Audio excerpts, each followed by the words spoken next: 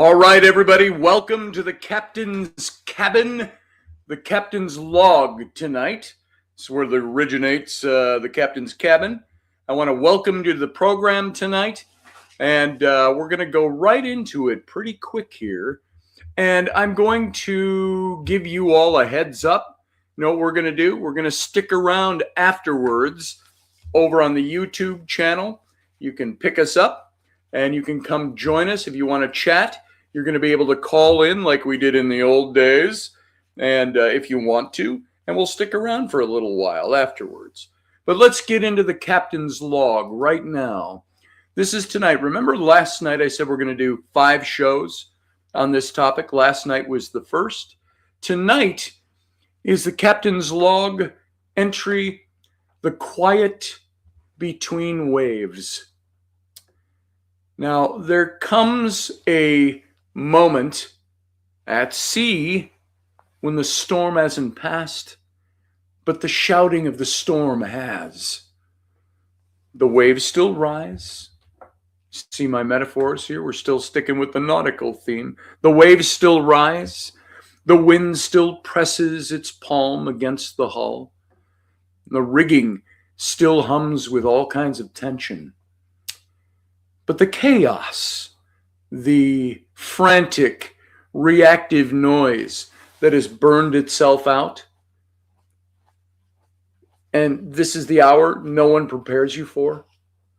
Not the hour of crisis, not the hour of loss, but the hour after, when nothing is demanding you panic, and yet nothing is promising any kind of relief. We all have those moments, don't we? The storm has passed, but it's not really promising relief. It's just promising that we don't panic. This is the watch where a captain, man or woman, earns his name. Not by chasing the storm, not by signaling every passing ship, not by shouting orders into the void just to hear his own voice return, but by holding the line. This applies to anybody. Are you holding the line, no matter what your situation is? Tonight is not about pursuit. Tonight is about posture.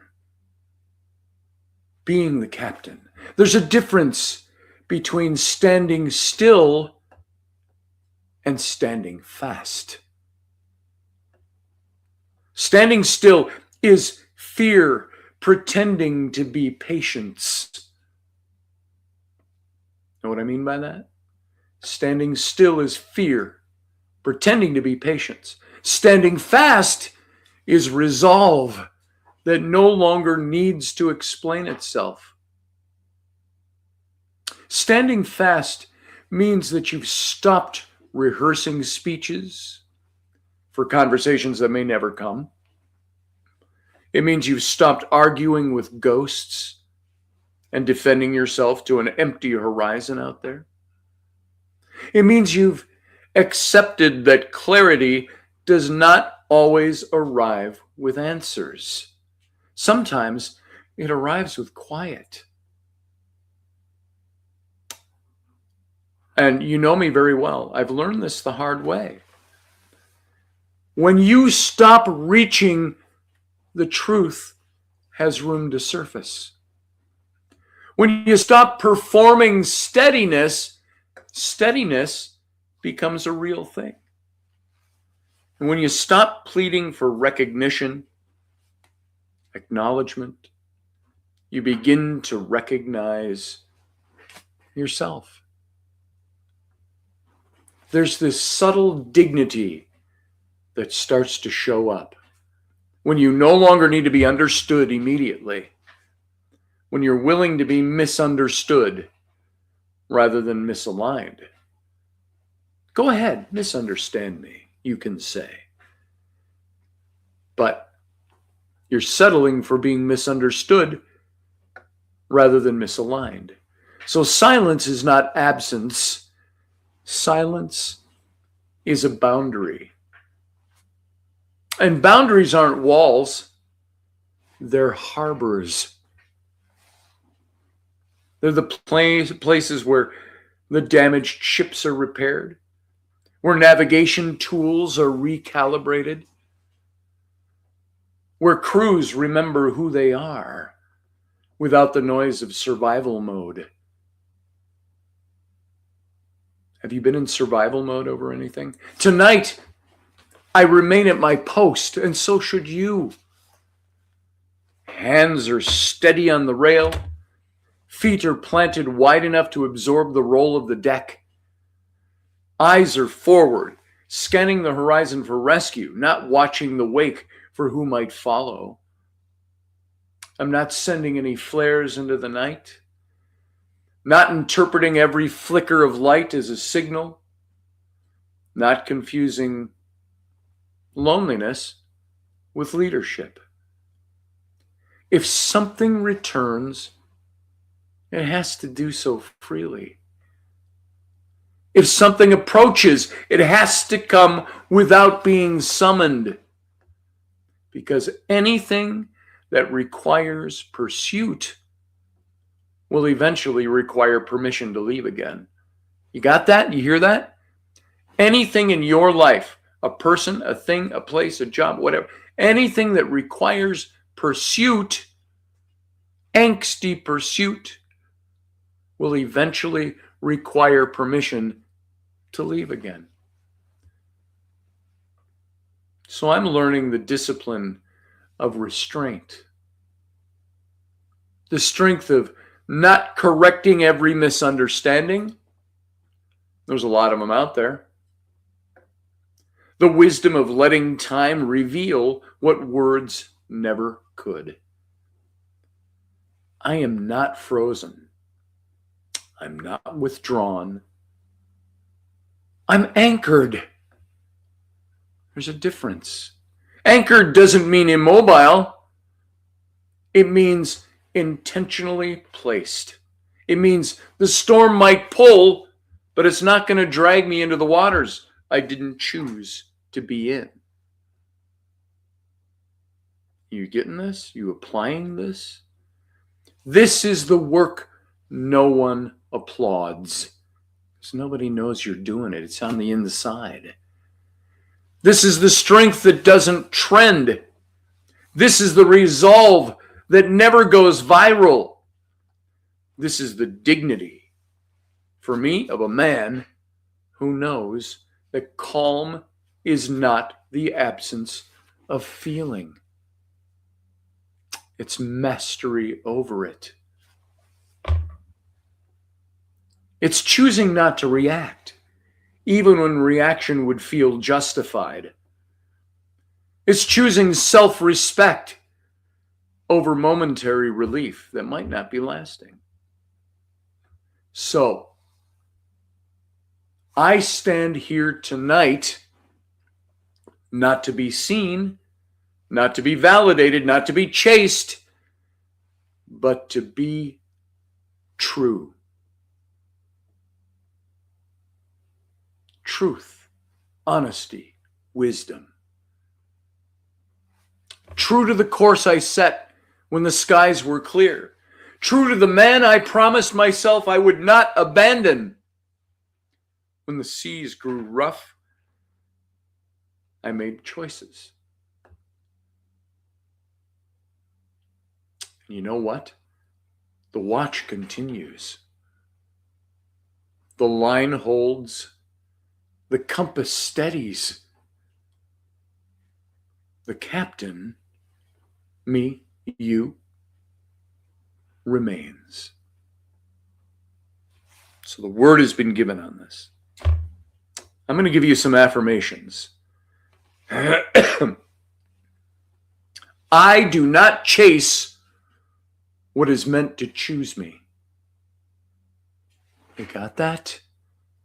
I do not chase what is meant to choose me. My steadiness is not negotiable.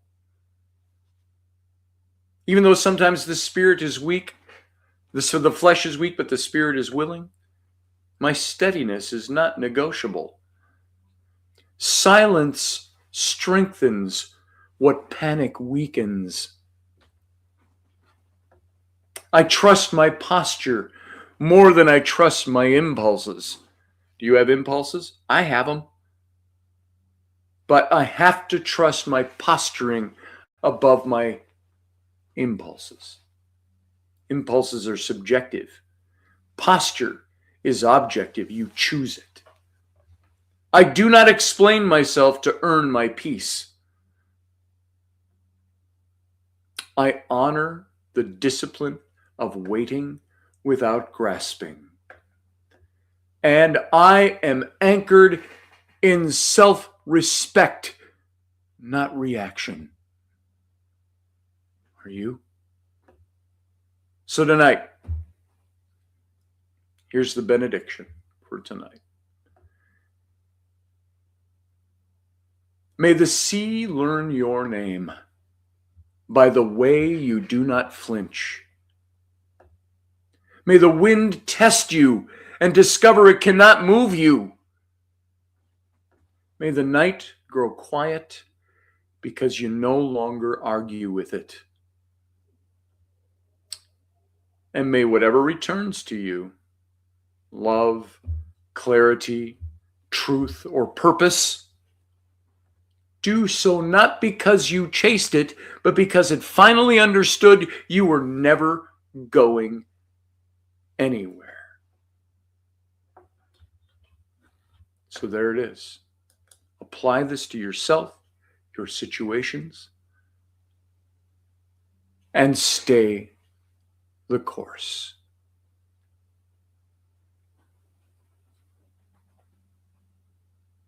Now, for those of you who are here, we're going to move into the captain's cabin, the after show, if you will. We'll spend some time here, as much as you want to have the time, to talk about anything you want to talk about. You can call into the show. You'll appear down there. There is a link. I don't know what the link is off the top of my head. Let's see. If I want to invite you in, let me see here. Let's find the link. Present or invite. Invite a guest. Here we go. I'm going to paste this into the chat room so you can see it. Boom. Bang. If you want to call into the show and come on camera, or even just mic, you can do that. There's the link. Come on in. And for those of you over in Facebook, you might not see that because the StreamYard doesn't always translate into the Facebook. There it is. I'm going to post that over there. And for those of you on Instagram, I am going to shut off Instagram because we're done over there for tonight. So I'm going to end the live video. Good night, Instagram. Thanks for being here. Those of you remaining, let's do this like old times. Let's talk a little bit. Let's call in to the show. Come on in. We're having trouble streaming to Instagram. That's because I shut it off. So we're not ending the show. We're just moving into a different phase of it. So this is the stuff we don't broadcast, except for those who are still here over on YouTube. Josh, call in. Come on. I'm looking at your comments on here. Let's see where we are. I'm almost toxic. It says Brafa. I think I know who that is. So I might be wrong, but it sounds like there's only one person that uses that greeting with me. So if that's you, you know who you are. Well, my day just got better, says Roger. As the kids say, I'm locked in. Well, fantastic. I'm glad you're here, Roger. Another live and going to YouTube. Yay, good for you, Barbara. Barbie D, glad to have you here tonight. Good evening to all those who will be joining, says Roger. Hope you're all doing well today. Barbie says, Barbie D says, hey, Scotty started a Facebook and now on YouTube. It's like the old days.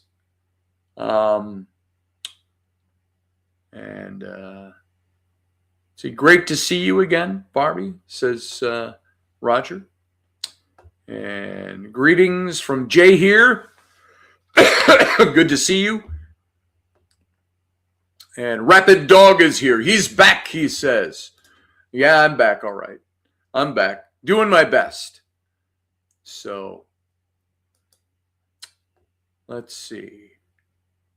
Everybody saying hi to everybody. Elderberry is here. Good to see you, Elderberry. Josh Kemp entered the studio. Should we bring him on? You ready, Josh? Give me a thumbs up when you're ready. I can see you. There we go. Boom. How you doing, brother? What's going on, brother? You're seeing it. This is about as good as it gets right now. Well, I know it's been rough for you, my man. So. It's been an interesting year. I was talking to somebody, and without explaining the whole year, you just say, yeah, 2025, that can be gone. There you go. I will say 2025 was probably absolute worst. And I don't say this with any superlatives attached to it or exaggeration. 2025 was, I think, the worst year I've ever experienced on many different fronts. So it's good to be here tonight. So yeah, good to see you back. So good to see you, brother. What's going on? What's going on with your storm chasing and all of that? Still doing it and hitting it head on. So yeah, tell people about what you do with the storm chasing. Just put out weather forecast and get out there and storm chase. Do personal forecast for people all over the country. Nice. So I just wanted to check in with you. Doing all right. So far, so good. Elderberry says, I need resolve. Rapid Dog says, silence is golden. Elderberry, which might count for you. I don't know if this is where you were going with that, but we got resolve coming on one issue between you and I. He hired me to do 2 illustrations, and I did one and finished it prior to all of this junk starting a year ago, Christmas. And then I started working on the second one when I had opportunity and I couldn't work. I couldn't think, I couldn't draw, I couldn't write, I couldn't paint. And so his second illustration is sitting there unfinished, waiting to be done. And we'll be getting to that. I'm starting to get back into the saddle better than I was before now that I moved and that's all out of the way. If that's what you were hinting at there, personal message for me in a public statement, there it is. Anna Todd, good to see you. Greetings to you. You missed the log. That started at 9, but we're just in the captain's cabin portion. I think you may have been here in the past when we did that. Storm chasing intrigues me, says Jay here. Right there. So I've got another friend years ago who did storm chasing. And when they were chasing a storm, and back in 97, they caught a UFO. Oh, wow. In filming, but it was triangulated. They had 3 cameras that caught it. And they didn't see it at the time it happened. And when they were reviewing their films, it was a thing that it just went zing, real in a sharp angle. I don't know if it was going up or down. I can't remember. They were on the old show Sightings. Do you remember that show? Yep. That video made it all the way to Sightings. And so you said, hi, Ma, to Barbie D. She says, there's my son. So, Anna Todd, which one is your son? May I ask? That's what Anna Todd just said. So, yeah, storm chasing can be intriguing. Sometimes you obviously can catch things you didn't think you were going to catch. So, what's the most terrifying moment of storm chasing you've ever experienced? Well, I guess the one that terrified me the most was the one that hit my actual own house. The April 2011 Tuscaloosa tornado is a EF4 tornado. Whoa. Four of Man, them. it flattened the house. I mean, Wow. Your house? yeah. Oh, man. That's got to be ridiculously horrifying to go through. Oh, yeah. It was. When I was in college. It was there and gone like that. I mean, Wow. When I was in college, I went to a school in Owatonna, Minnesota, about an hour south of the Twin Cities, out in the country, kind of small town.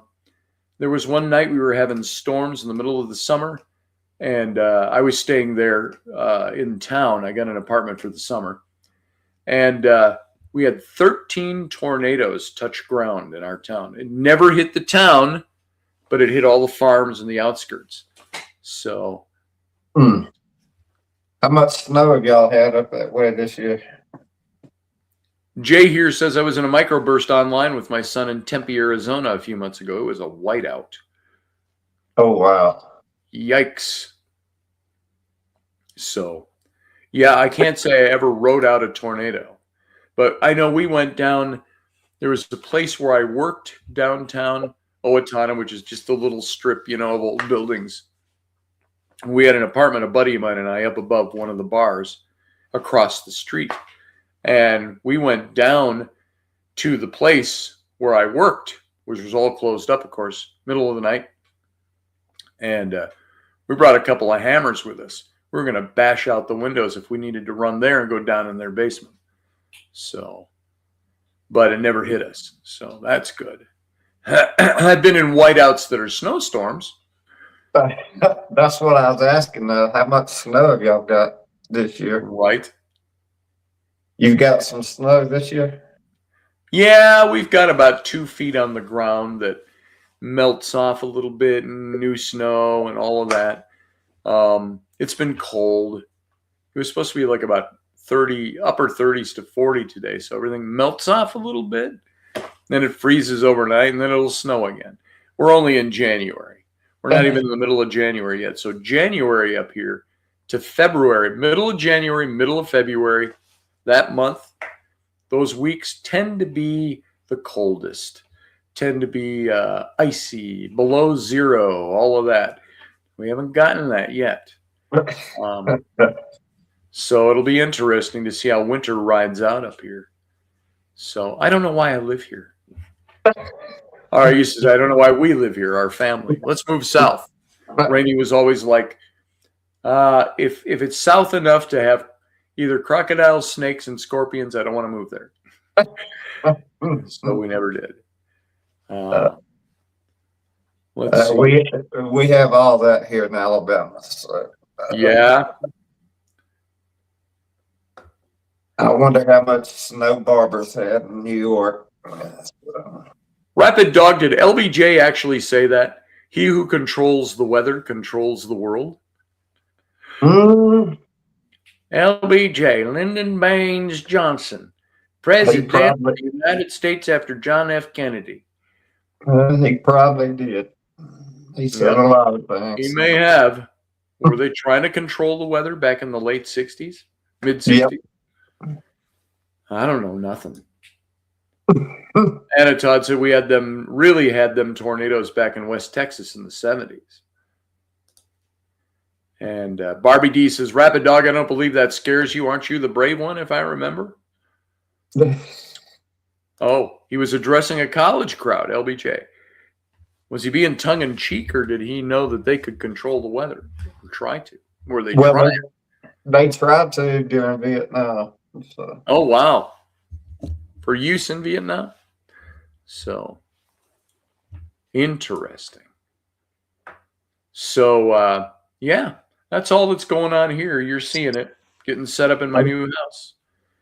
And not too much. What's that? Good to see you, my brother.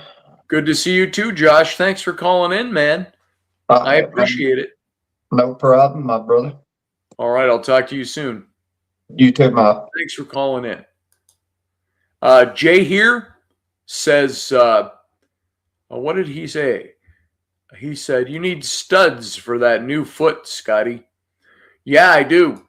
I don't know if you saw it last night, but if I roll back here, there it is. There's the leg. Carbon fiber steel, or is carbon fiber steel? I don't know. It's metal and carbon fiber. And it's not just the foot. It's all the way up to about half of my shin got taken off. Now, here's something. Not everybody knows this. I told the doctors, I want my leg. And they were like, really? You want it? You know what? It had toes cut off of it, and so half the foot's gone. And in the 3 weeks prior to taking the leg, after all the crap of the year, and I said, yeah, I want the leg. Oh, hey, Carly, it's Carly Sagan. Good to see you. She says, hey, Josh, everyone, howdy. Good evening. I almost liked your purple hair picture tonight. And I didn't because I was doing 10 other things at the same time. She says, sending everyone positive and healing vibes, love and light, favor and blessings. So good to see you live in here again, Scotty. You look and sound amazing. Why, thank you. My throat is still scratchy from the tracheal stuff early in the year, last year, and which led all the way up to, of course, as you all know the story, the leg being taken off. And I might as well just say this right now. My book is available on Amazon. The first 12 days. There it is. There's my picture on the back to prove I wrote it. So that's available. This is the hardcover. There's soft cover. Just go look it up. There's no link that I have available right now. The first 12 days by Scotty Roberts. Go look it up on Amazon. You can have your own copy. It's hardcover and softcover. So, hey, Diana Atkinson. Hey, Roy Palvido. Good to see you, brother. And I don't remember what I was saying before I said hi to Carly. But there it is. I need studs for the new foot. Yeah, they came out here, Jay here. They came all the way out here and it was this screw right here. If I got to turn the other way. I showed this last night, but for those of you who weren't here, that screw right there, it's got a big hex bolt behind it that bolts everything in. And then this is if I push that and release it, I can slide the leg off. It's locked in to that bolt. Well, it was faulty and it was having some problems. And so I was walking through the kitchen over there and it just slid off my leg while I was walking. And as you all know from my post, I went down on the floor. Boom. Didn't do anything except skin my elbow a little bit, hurt my butt. But I called them. It was like 3:30 in the afternoon. And I said, I got to get in and get this thing taken care of. And, okay, Roger, now I remember. I'll get back to that in a second. And so I went down and I called them and they came out. They drove all the way out here at 4:30 on a Friday afternoon, last Friday when that happened. And they're 35 miles away in the city. And they drove out here in the country and they fixed it for me. So, and it was faulty just because the hex bolt wouldn't stay in. He didn't replace it. He just had to refit it and all of that. And he did it right here in a few minutes. Done. So, hey, Steph. Hello. How you doing? And so Roger said I was talking about how I told the doctors I wanted to keep my leg. Yeah. So when they took my leg off, before they took it off, I said, I want the leg. And they were kind of like, why do you want the leg? Because it's kind of gross. I said, I have a reason. And they said, you can have anything you want. You just have to state a reason that we can put on the paperwork. And so I stated a reason. I said, it's spiritual. Has to do with my spirituality. Oh, okay. So you know what I want to do? I want to take that leg And here my right leg's all beat up. There's nothing wrong with it. It's just beat up. So if I took this leg, they cut me off about right here. And I want these bones, the two bones in my shin. And there's a reason I want them. Some of you know this, but I'm going to take those bones. Yeah, I want the leg, Steph. Oh, the keg? You want the keg? She said. Must be a typo. Yeah, I'll take the keg too. Flesh and everything. I get it the way they took it off. They put it on ice right away. It's still sitting in the freezers in the, I don't remember what the department is called at the hospital, but they threw it in there. So what I want, no, it's the whole leg. It's got the meat on it and everything. And so I have a neighbor from my old house where Rainey lives now. The next door neighbor was a taxidermist, and he was telling me how I can strip that down. And he'd even help me. Do you know how to get flesh off of bones like that? Basically, boiling water with baking, I don't know if it's soda or powder, probably baking powder, like Arm & Hammer. Dump it in there, boil it, put the whatever you want the flesh taken, and it corrodes the flesh off. Oh, I was afraid you were going to say it was in the freezer in your garage. Not yet. It will be soon. Anna. So, yeah, I could practice tattooing on my own leg. Wouldn't that be gross? So, here it is. Yeah, you boil it, Steph, with the baking soda. And he said you just have gloves on. You just scrape the flesh off as it comes off. Now, what I want to do with those bones is what's important.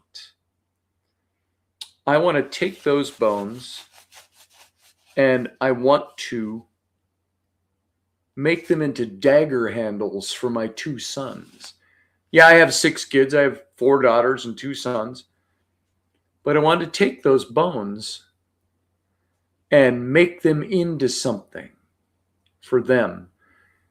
I want to strip them down. I want to treat them, so they're all clean, just bones like you'd pick up in a field somewhere of an animal that died 10 years ago.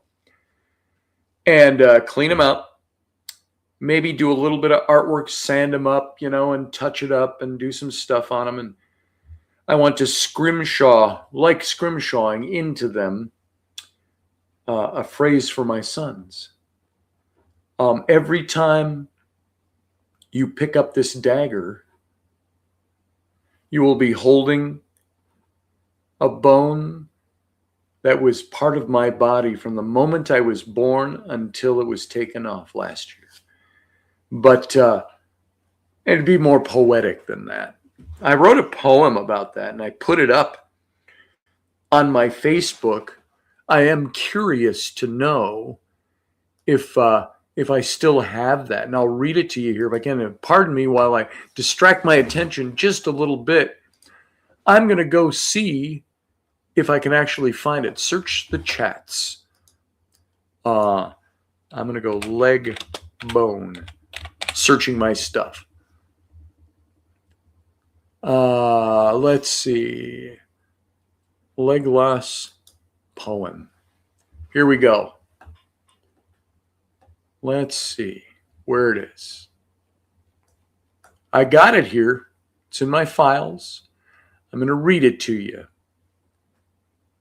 And you can see what you think. So I want to create dagger handles. Put a nice jeweled, not jeweled, like a silver or a gold or something pommel on the end. And get a long, thin dagger that comes out of it.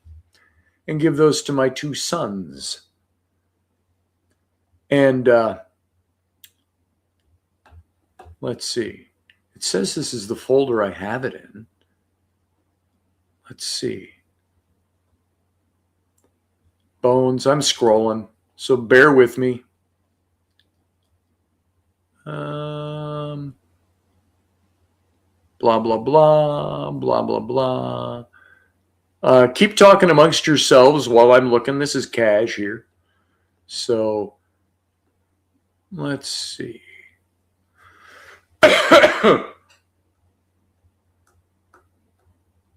Is this it? Maybe this is it. It's on my Facebook too, but I'd have to scroll back 5 months to find it. No, this is something very different. This is a different poem I wrote about the ending of the marriage. It was a psalm for the limb, the marriage, and the man who remains. I'm not going to read that tonight. I wouldn't make it through it.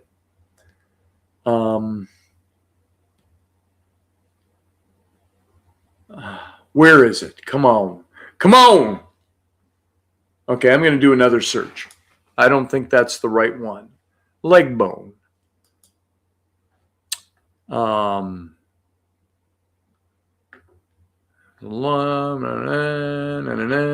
Greeting, 30 days.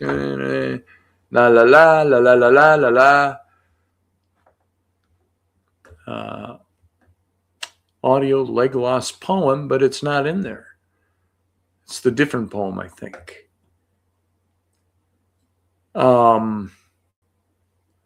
Stick with me.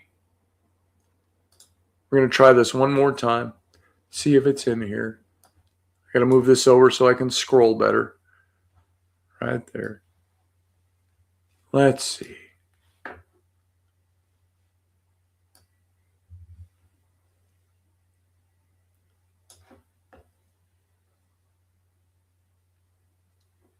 This isn't it. Or maybe it is. Here, I'm going to read this one anyway. Sit back, enjoy a little Scotty poetry. This is The Day the Earth Stood Still, a poem for the leg I lost and the life I didn't. This is not the poem I was looking for, but this is another one I wrote. There was a morning when the world tilted. Not violently, not with thunder, but with the soft click of a door closing behind me. A line in the sand, a before and an after, a man in the shadow of a man, a life and the cost of keeping it. I didn't lose a leg. I traded it for breath, for sunrise, for the next chapter in a story that refuses to end. And yet, there are nights when the ghost of that limb walks before I do. When it remembers trails my body will never tread again. When it aches for the weight of what used to be simple. I honor that ghost. I don't banish it. I let it sit beside me like an old comrade who fell in battle so I could limp home alive. But hear this. The story is not tragedy. The story is not loss. The story is the anvil, the forge, the fire insisting I rise again as something stranger, tougher, more unwilling to quit. For if the tower had to fall, then let the new one be built from the same stones, scarred and smoke-scented, but standing. And if the road ahead is uneven, then let the uneven road be the proving ground for the man who refused to be finished. I am not less. I am leaner, in limb, in illusion, in excuses. And on the mornings when doubt settles like dust on the windowsill, I brush it away and whisper to the void, I'm still here. I'm still walking, even on one leg, and a promise. For I have known loss, but I have also known the terrible, unbreakable truth of being alive after the earth stood still. And that, my friends, is where the real story begins. So there's that. I'm going to do one more search just to see if I can find this, because I want to read you the poem I wrote for my sons.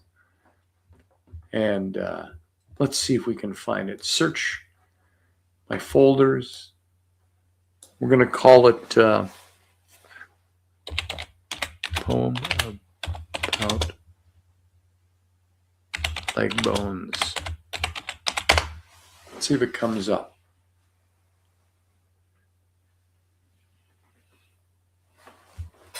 Let's see if this is it. Here it is. I did find it.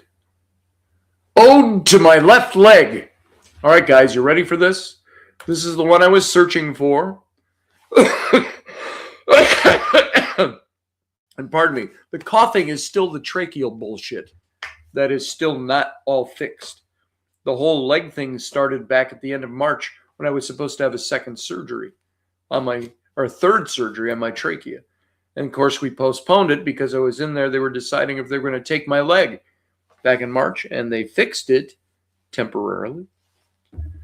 And then it came off in October. But here is the poem about the leg, and I wanted to do these dagger handles for my son. Ode to my left leg. Oh, now, by the way, before I start that, you notice I don't write in, I've written in rhyme before. I like the loose prose. So, oh, battered old brother, miles in your marrow, calloused soul wanderer, calloused souled wanderer, who carried me through muddy trenches of youth and down marble halls of kings. You were my conspirator in midnight escapes, my occasional trip hazard, my excuse for sitting down first, my anchor in storms, my kick under the table when words were too polite. Now you lie marked for exile, tagged and numbered by the surgeons in white. They'll cart you off, no bugle, no flag. I'd smuggle you back if I could, not for nostalgia, but to carve dagger handles for my two sons, so they hold in their hands the grip of every step their father ever took. So walk no more, old friend, but stand immortal in story, and at last, you'll make one hell of a souvenir. So there it was, the heroic weight of losing a leg. And so there it is. And I think it will be an amazing gift for my sons and the leg is still in the deep freeze over at the hospital. The one condition, because of state law, I have to send in a mortician to pick up the leg. They can walk out the door and hand it to me, but I can't walk it out the door. The mortician has to. So I got to hire a mortician to go in and do it. I've made a couple of calls, and I have some that haven't called me back. Maybe they think it's too morbid. But it obviously gets done because the hospital this is a mortician who's done this for us before. I'm going to have to call him back. I think I called during the break between, not that people don't die and need a mortician during the holidays, but it was during the holidays and I never got a call back. So, Carly, I am thinking of just that. I've been asked that by more than you. Taking all my poems I've written and putting them in a book. I've got old poems. I don't know where they are right now. They're in a book that's in a box somewhere over the years. Some I've written before I knew Rainey. Some were written for Rainey. Many of the poems you've seen over the last year were my reaction to things going on with Rainey, the divorce, and all of that stuff with my leg.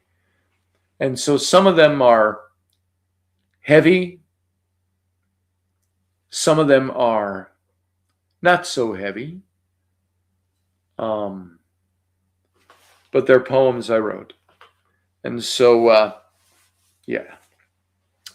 I'm thinking of just that, of compiling these into a book. So we'll see what happens. I'd like to do that. And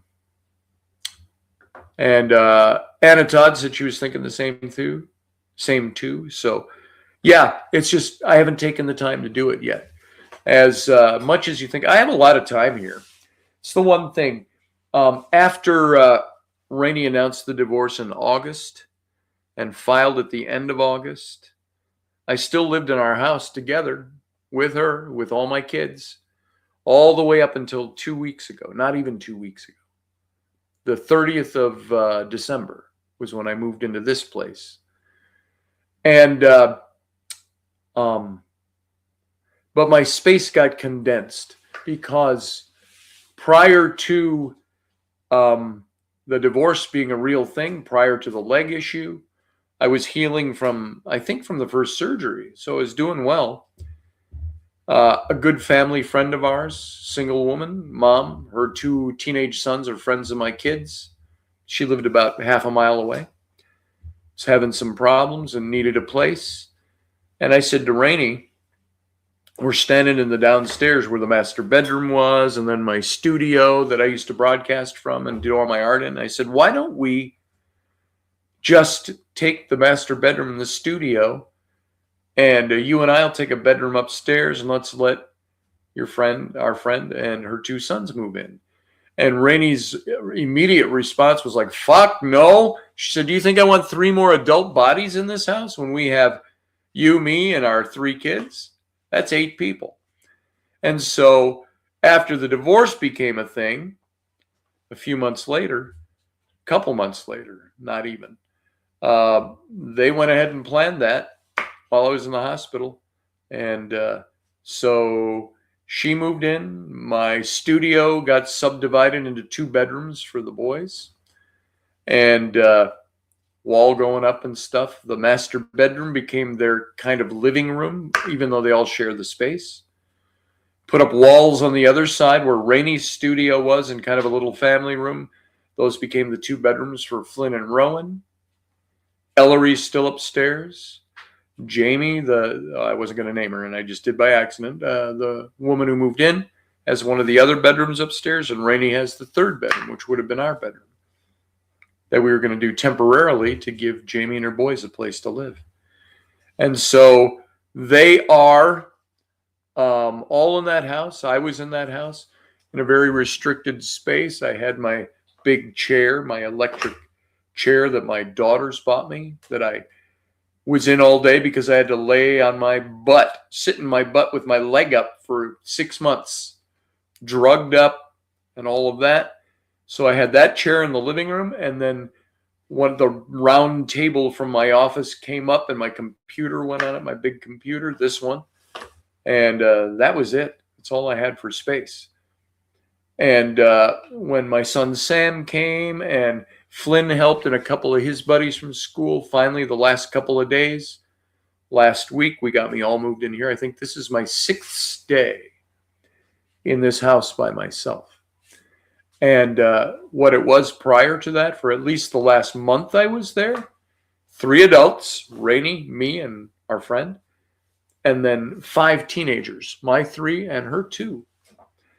And there wasn't, were there peaceful moments? Yeah, when everybody was asleep, but there was always activity, always moving around and so on. So the one silver lining of being in my own place, even though I didn't want to have to move, because I didn't want this marriage to end. And it hasn't yet. The divorce action will be sometime in the upcoming weeks, I'm sure. We'll get the paperwork on that finally. There was a 120-day moratorium on divorce action when you file until it becomes a live thing that the court will start scheduling. And that ended on the 28th of December. So any day now, we'll be starting to get paperwork on that. So, having said that, I was in a very restricted space, and now I'm in this wide open house with 3 bedrooms for the kids, 3 full-size ceramic tiled bathrooms. Beautiful kitchen, was all redecorated in a 120-year-old house over here. So you've all heard this before if you've heard my captain's logs. And so that's going on right now. Living alone. I've got my cat, Bob Saget, lives with me now. He just came over a couple days ago. And I find myself, it's so quiet here. I talk to my cat and I talk to my sandwiches. Made a sandwich the other day. I might have said this last night, or I was telling a friend about it. I was making a sandwich and I realized, you know, when you move out, you move all your stuff, your life changes. Everything you thought was important has changed.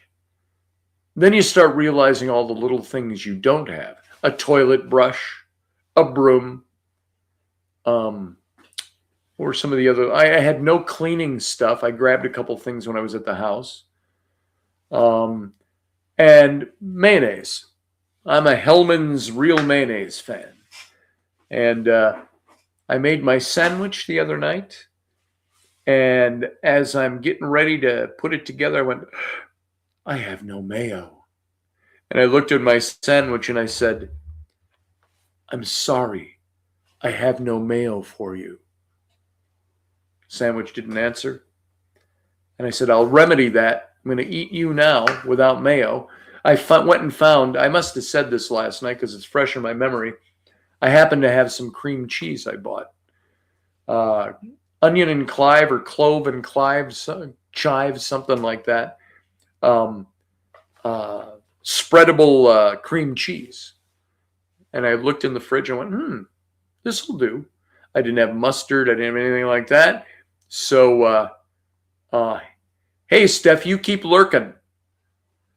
Yeah, new journey, Jay, here, if you're talking to me with that one. Barbie D said, I certainly hope that sandwich doesn't answer you. I think I may have imagined that it did. It said, oh, it's okay. You can eat me dry. And I was like, you know what? I found some cream cheese with chive in it and onion. And I spread that on the bread. And that was exquisite. I'd never done that before. I know you can go to a restaurant and order gourmet hamburgers with cream cheese on them and eggs and all kinds of other stuff. So it was fantastic. And so that's how I ate it the other night. It's nice. I don't have a car right now. My van broke down. The transmission fell out of it months ago. And I wasn't driving when I was all hyped up on meds. I was basically catatonic. Not catatonic. I was in dementia for 6 months there. And so I wasn't driving. Rainey wouldn't let me drive her car. No, you're not driving that while you're on those meds.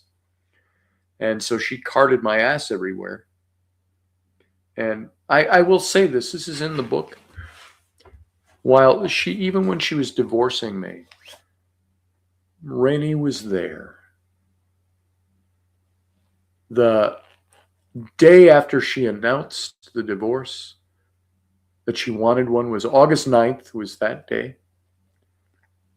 And the day afterwards, she found out she lost her job.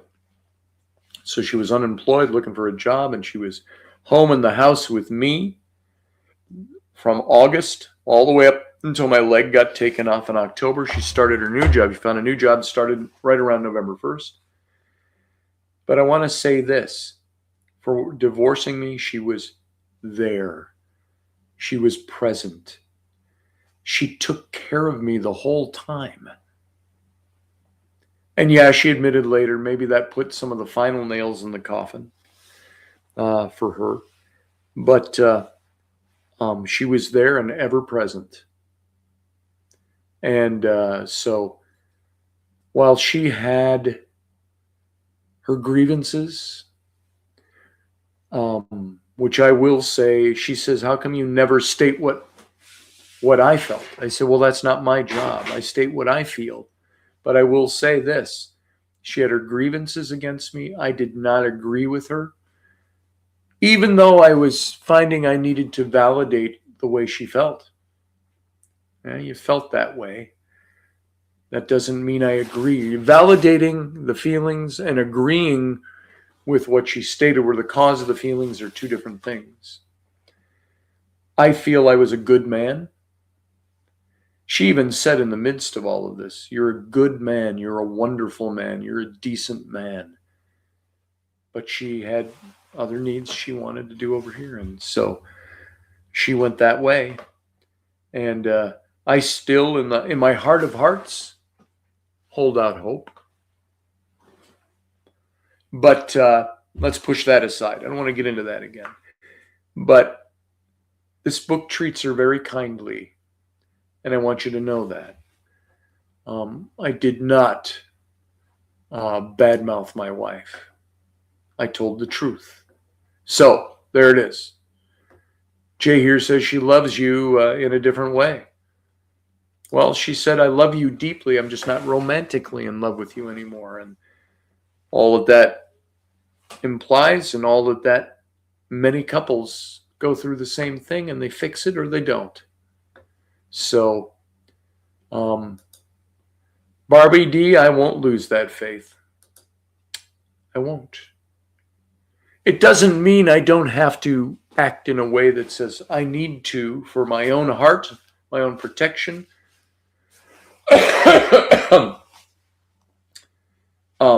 Detach. Not emotionally, but practically. She wanted joint custody, so I will have my kids half the time. I'm just getting set up over here, and that's why I mentioned the car. I don't have a car yet, so when my kids come over here, I'm outside the district by 6-7 miles. I have to drive them to school every day and go pick them up every day when they're over here. So, because we don't want to take them out of the school district they're in. So,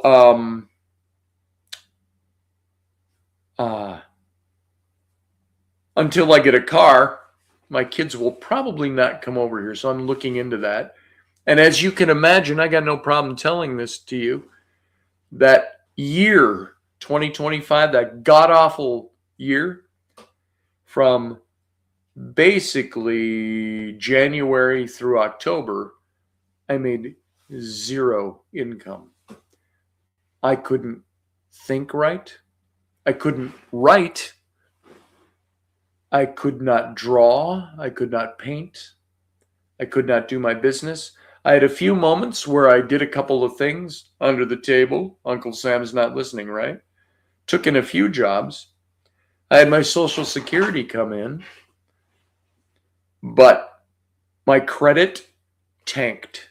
It's almost as low as you can get because I didn't pay anything. I didn't have enough money coming in. We barely kept that house over our heads.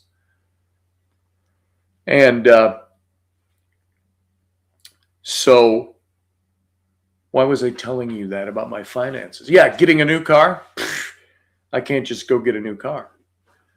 So I have to look. I have to get help. I have to co-signer, things like that. It's already worked out on that end of the deal. Now I got to find something and get it in here. And my business picked up in October. I made more money in October month alone than I made all year up to that point. Weird, huh? November to December was a little less, but making it. And I've got big projects and things I'm working on, so finances are going to improve. The book is out, all of that. We'll see how that goes. That's got probably longer legs because of the way that book was conceived, the people who conceived it with me and said, you need to do this. It'll all come back. So, yes, Jay here, it's coming back. So thank you, Steph. Steph says, we love you, Scotty. Love you too, Steph. Thank you for that. And Todd said, Terry and I have weathered that health decline deal and credit tanking. It's not fun. And I want to say, even through all of this, I didn't feel like I was in a health decline. I had a health crisis that happened. It almost took my voice, which you still hear tendrils of that today. It's not as clean and clear as it used to be. You know, I can put on the affectatious voice, but I can't maintain that all the time. So the raspiness you hear at all is what's left over from that. And that's what causality is still being examined right now. Possible legal pursuits on the loss of my leg as a result of the tracheal stuff. And Carly says going to be ordering it for Roger and me probably tomorrow. I can't wait to read it. Thank you. And you can get the soft cover. It's like $17, $17.99. The hardcover is $28.99 because it's hardcover. That's what they charge. And so get the one you want. And if you want it signed, you can send it to me. So thank you. When Carly say he can't see? Rapid Dog, so drinking scotch is off the table. No, it was. I had a friend come over and visit me before the leg came off, and I was so doped up, I would sit in the front yard. That's why I was so tan this year. All I did was sit out in the front yard in the sun. And I made phone calls, tried to keep business rolling, but not much coming in.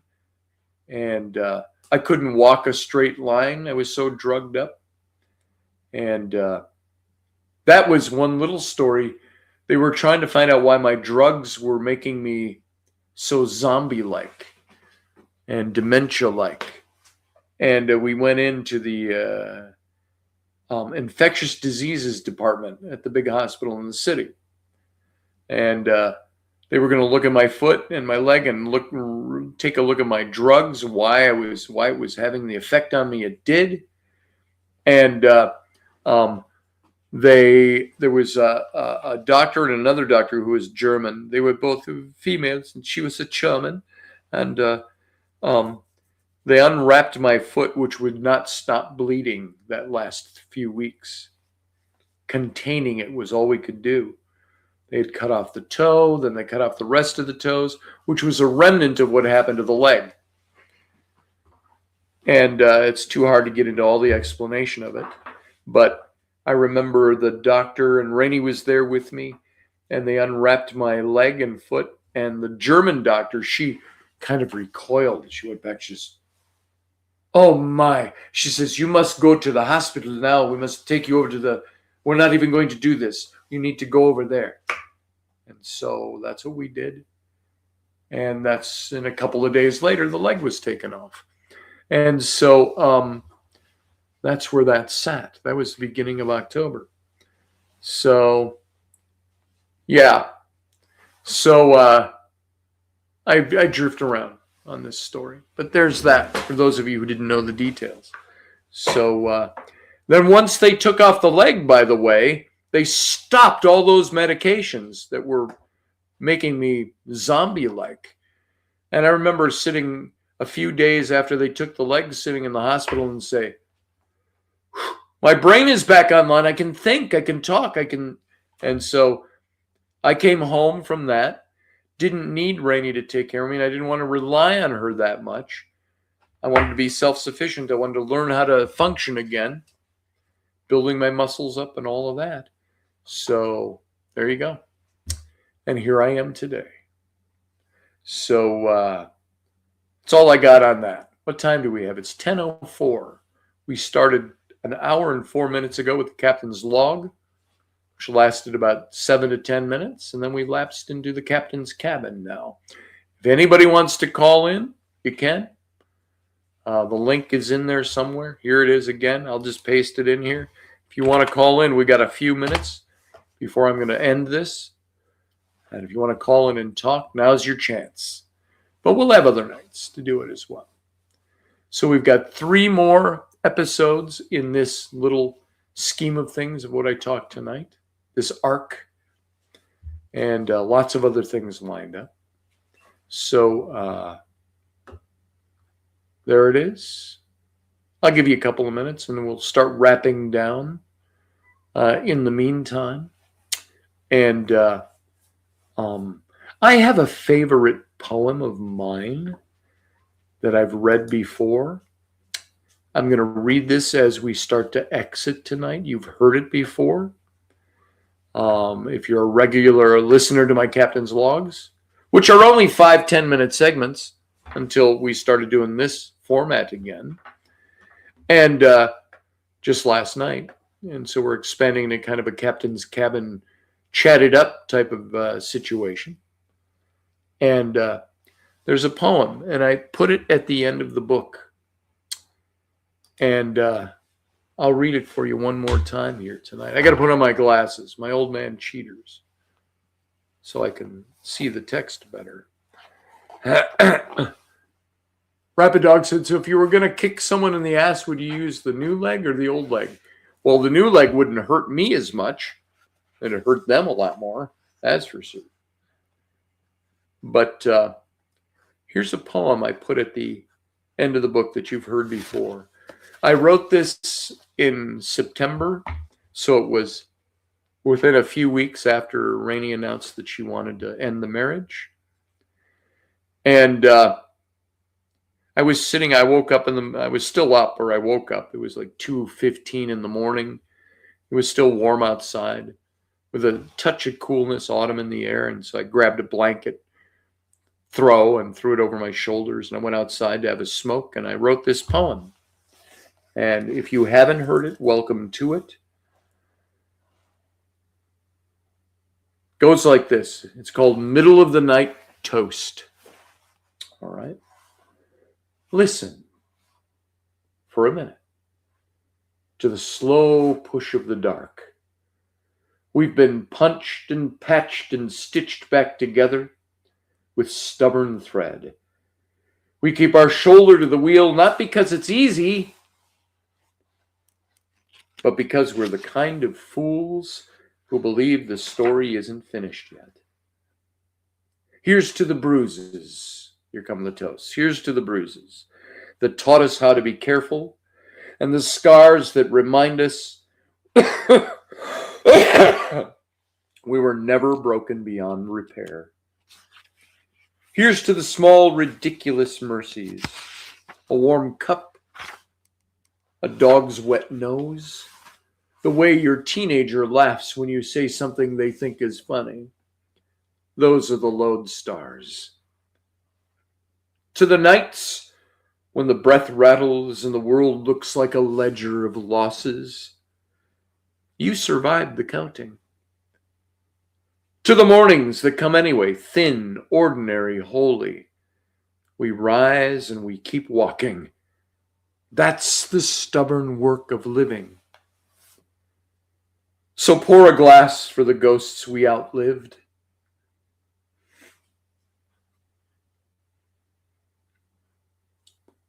And the stories we refuse to quit. Tip it toward the sky, not because we own it, but because we won't let it own us. One more smoke, one more swear, one more soft, stupid laugh. We're still here. God help us. We're still here. And now, let's call it a night. Thanks for being here, everybody. I'll be back tomorrow night, God willing, knock on wood, with the next Captain's Log. And we'll do this again tomorrow night. So everybody, have a good night. Thanks for being here. Thanks for listening. Thanks for being part of my life. Thanks for reminding me that you're still here. We'll talk to you soon. Stay the course.